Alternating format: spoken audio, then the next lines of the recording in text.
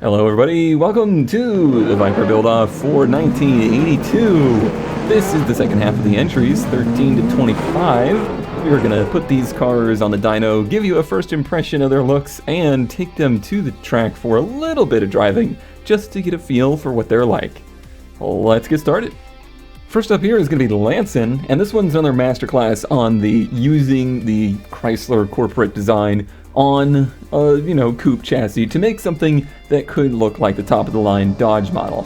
I don't know that it initially gave me, big flashy concept car vibes, though.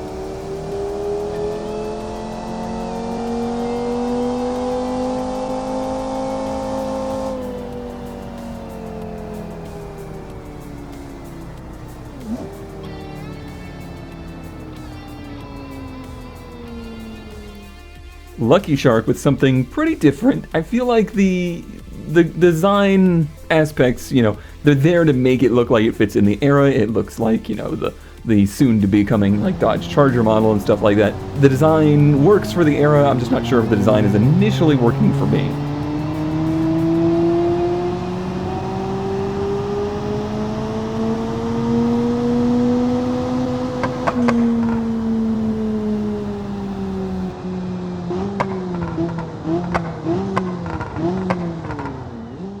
Miko and P7 is going places. Going weird places. If you got rid of those headlights and put the 90s headlights on it, honestly, this is a much better RT10 rep than I did.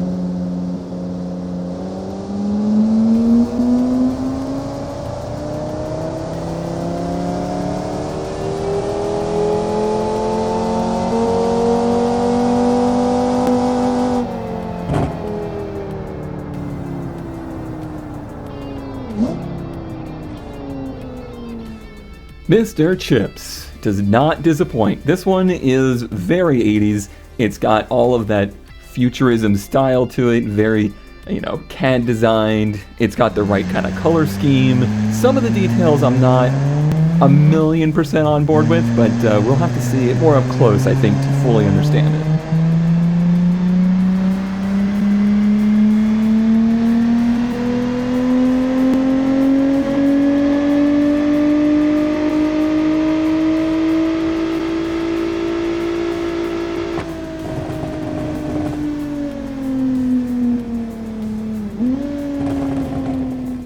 Blitzer has gone for full crazy mode and did a full 3D fixture body. That means that the only thing here that I can recognize as a part of an automation body is the roof. So this is all made up of individual 3D squares and triangles to make a full, rounded out body. Of course that comes with sacrifices, but it certainly comes with a lot of 80s flair too.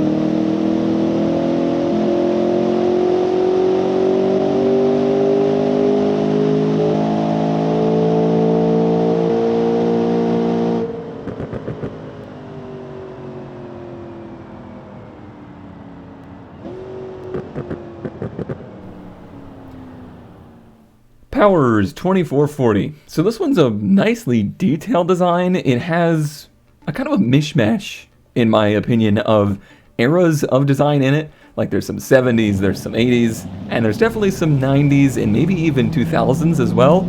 So it's kind of just all over the place design era cohesiveness.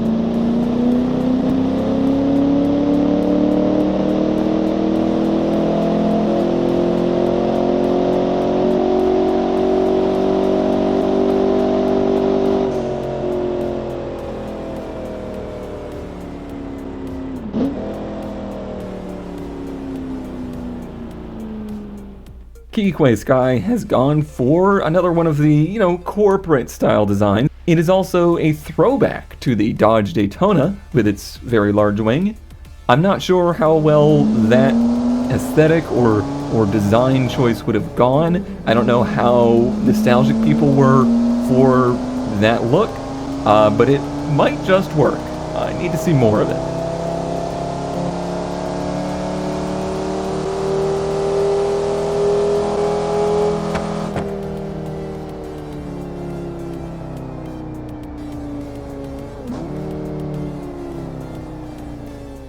Tech 1LE has gone for the more Mitsubishi style. So obviously, if you're going to use the Styrian body, you're going to have to fight it not being a Styrian. But I think this actually does a really good job of that. It's got its own unique face that is also pretty Dodge, but also pretty unique. So I do like the aesthetics of this one quite a bit.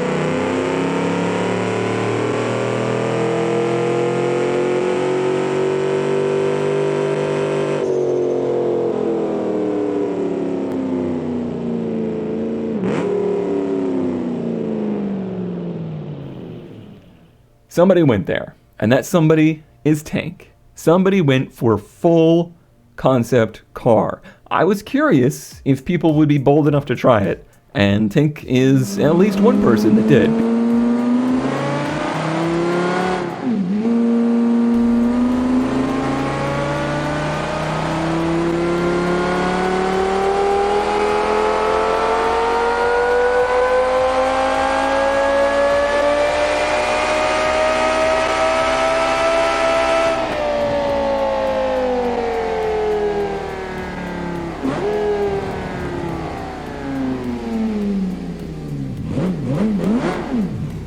Tuatha here with another one of these corporate style designs. A lot of them in the second half of the competition. This is going to be really tough choosing the best of these that I think are the more realistic options for what a Viper Turbo would be, or a Viper would be.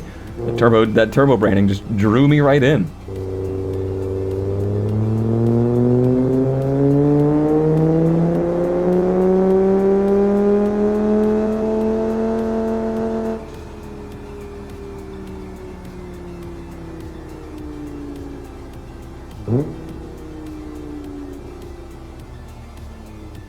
Tuner Guy 21 bringing us another take on the what if the Daytona would have been the top of the line Dodge, model of the era, but under the Viper name. I like this one a lot. I think it's a little bit more modern of a take and definitely a little bit more Tuner Guy of a take. It feels like a proper DSM kind of car.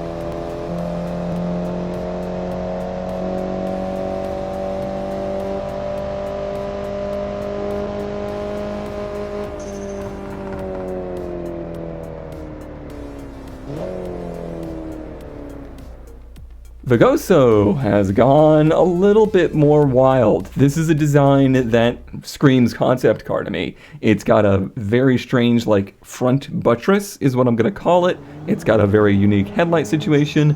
Honestly, this car overall looks pretty unique to me. Whether or not there was some concept car that existed that was like this, that this drew inspiration from, I don't know.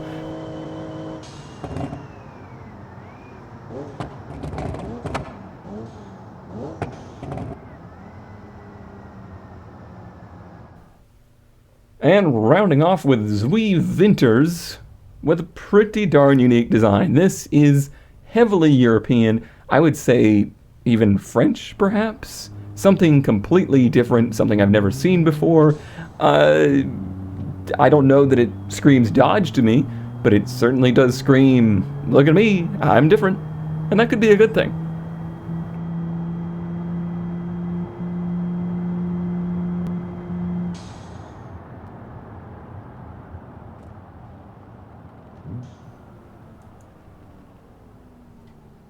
Alright, now hitting the track in all of these cars. Let's see how they drive, starting with the Lanson's Absolute Monster. This thing is entirely too fast. Maybe that's exactly what a Viper should be, but this thing is downright scary.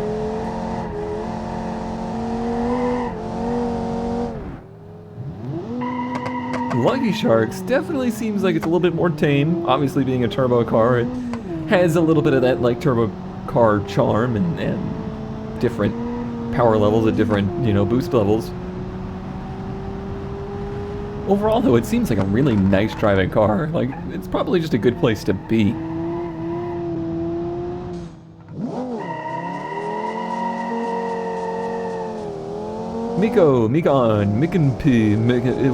Whatever it is. This car, it doesn't just look like an old car, it drives like an old car. It rolls, it pitches, it moves all over the place. It's pretty weird.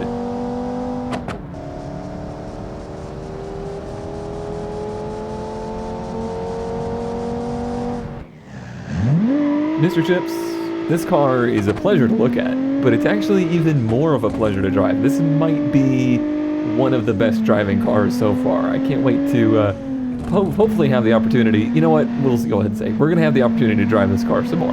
Definitely.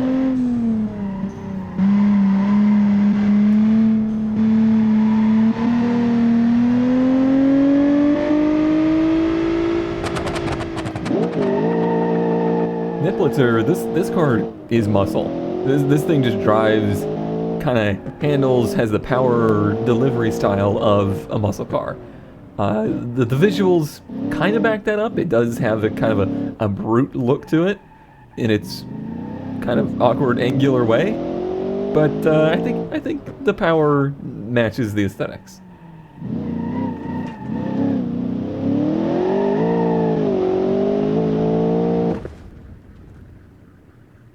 Now Powers, this thing, it's scary, but not, I don't even feel like it's overpowered scary. Like, yeah, it's got a little too much power, but it feels kind of like an S2000, where it's just always looking to bite you, but with like way more power and less grip.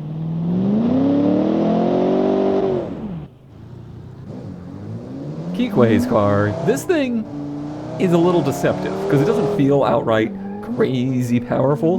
Not as powerful as those double 12-inch subs in the back anyway.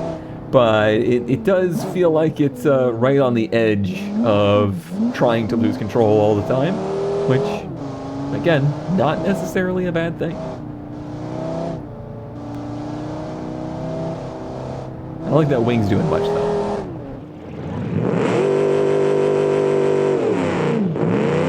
Tax car, again on the scale of, oh my god, this is too fast. This car is nuts. It is bananas. If this thing was made in 1982, people would have lost their minds. And probably their lunches too. Speaking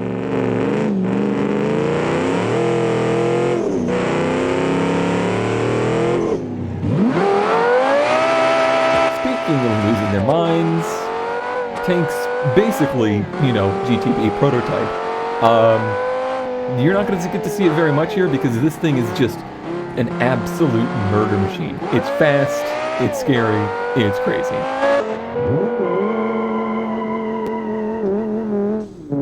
Tuatha's car, this one's, you know, a nice refreshing take after the past few. This feels adequately powered.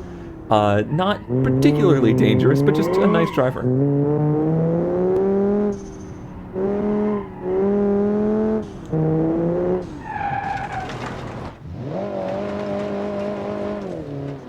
Tuner guy here. This car I feel like is pretty similar to the last, where it doesn't feel crazy overpowered. This one has a really nice balance to it. It handles jumps very well. And yeah, it doesn't feel crazy. It doesn't make me scared. But it does feel fun.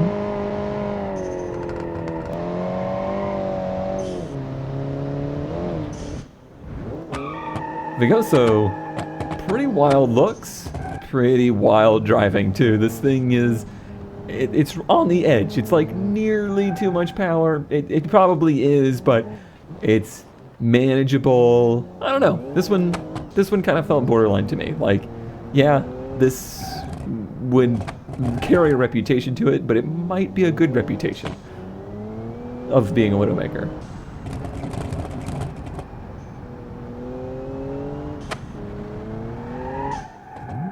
And Zwevinter. This is the Cruisin' Viper. If you actually had to daily drive any of these cars, this is the one, because this car is actually like sane. And after driving the other 24 cars so far, it almost just felt pedestrian. In fact, I came to the end of this montage and I was like, well, what do I do now? Like, it's just good. It's never gonna crash. It's never gonna spin out. So, I guess that's just it. That's all 25 entries. Now it is up to me to pick the 12 finalists out of this 25 car group. Excellent job, everybody. Like, nothing here is trash. These are 25 great entries. So I've got a lot of thinking to do to narrow this down to the final 12. If you want to see how this series shakes out and who has the best 1982 Viper concept car, make sure you are subscribed. And if you can, maybe take a moment to leave a like or a comment on this video. It will help out a lot.